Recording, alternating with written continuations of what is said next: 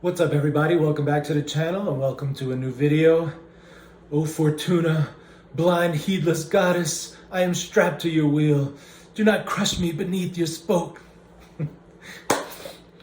I know that's sort of an obscure reference, but it's from a book called The Confederacy of Dunces, and the protagonist, Ignatius Riley, he always cries out to Fortuna, the Roman goddess of luck, chance, or fortune, because a lot of bad luck befalls him, just like me.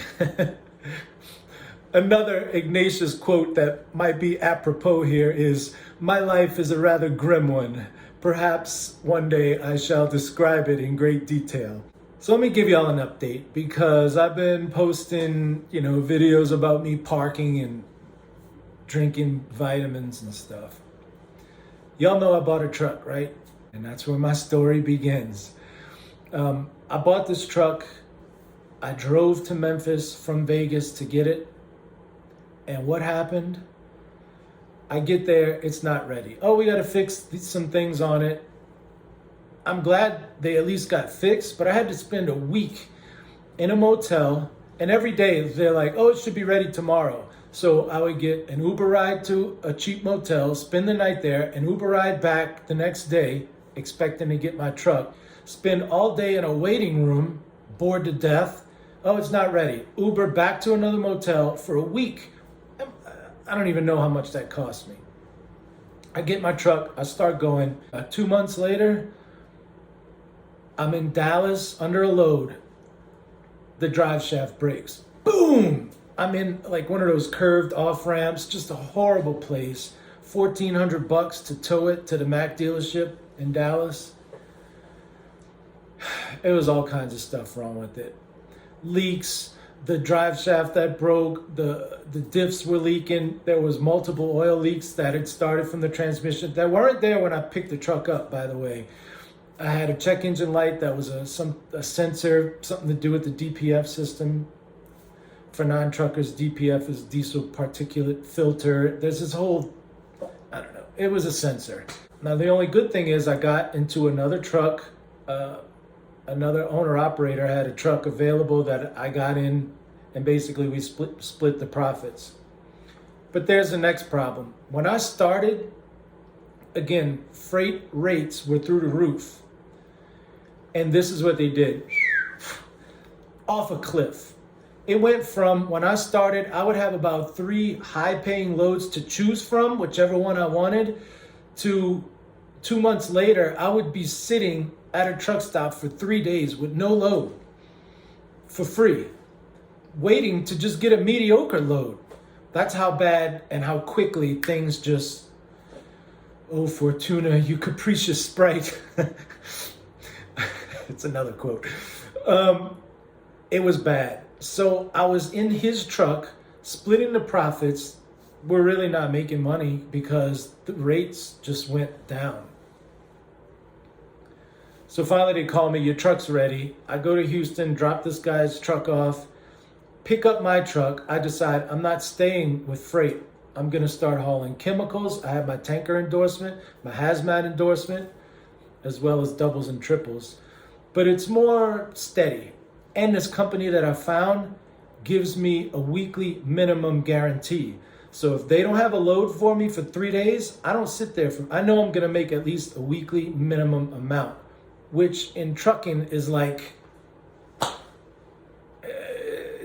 it's like Christmas morning. To hear that. So I gave this guy his truck back. I rent a car in Houston, drive all the way up to Dallas, get my truck. It's great. Drive from Dallas to Houston, a 4-hour drive the next morning to my new company. They inspect the truck. Hey, you got a leak from your rear diffs. I'm like, you gotta be kidding me. I inspected it 4 hours ago. It was, the oil probably warmed up, got thin, and it's just... So I can't work until this is fixed. So I drive to a Mack dealership in Houston. And they're like, they're not in any hurry. So well, what do I do? So I flew back to Vegas, my first flight. They call me, it's ready.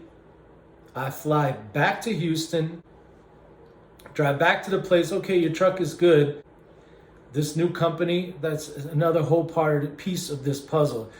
I couldn't work for them based out of Vegas. I had to be based out of Texas or New Orleans. So I sold my condo in order to have a nice little nest egg and to move back to New Orleans so I can work for this company that's got the weekly minimum guarantee, plus a sign-on bonus, a longevity bonus, all this stuff. I'm doing tanker, which I enjoy doing.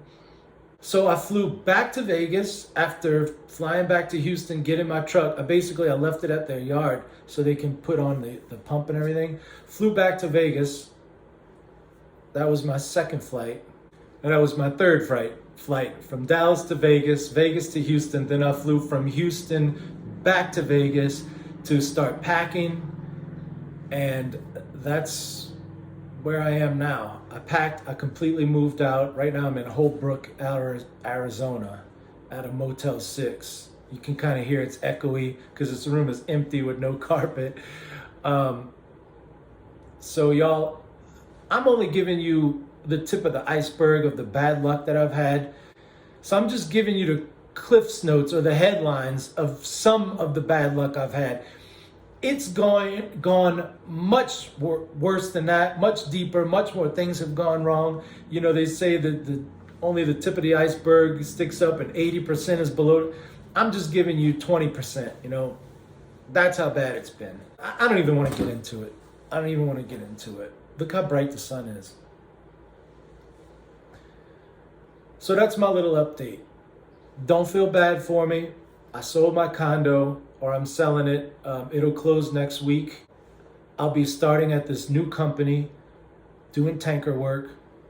I'll have a weekly minimum guarantee. It's like a weight off of your shoulder having something like that. Plus, they pay pretty good too. So I should be making money. I'll be back home in New Orleans, doing my home time there so I can, all the food that I've missed, red beans and rice, gumbo, crawfish, boiled crabs, boiled shrimp, you name it, I'll be able to have all of that again finally after 3 years. I've been in Vegas for 3 years. So I guess it's not all doom and gloom. It could be much worse. In fact, our friend Ignatius J. Riley has another quote about this. He said, "So we see that even when Fortuna spins us downward, the wheel sometimes halts for a moment and we find ourselves in a good small cycle within the larger bad cycle. The universe, of course, is based upon the principle of the circle within the circle. At the moment, I am in the inner circle. Of course, smaller circles within this circle are also possible." What's that translate to? Even when things are going bad, sometimes some good things can happen. So I guess that's where we're at. So I might not make another video until I'm back on the road, or maybe I'll make one when I'm in training or something. And just think, my future videos are all going to be tanker work. If you ever wondered what it's like doing tanker work, hauling chemicals, you'll find out. So that's about it with my update. I usually try to give you some video of me driving or something interesting. This video had none of that, but I do have some stock footage that I took a long time ago of some cows. So I'm gonna leave you with a video of some cows. I hope you enjoy it. I hope you consider subscribing and following my journey into the world of chemical tanker. So until these videos come out, I thank you for watching. I hope you watch more, and this is Jason signing out.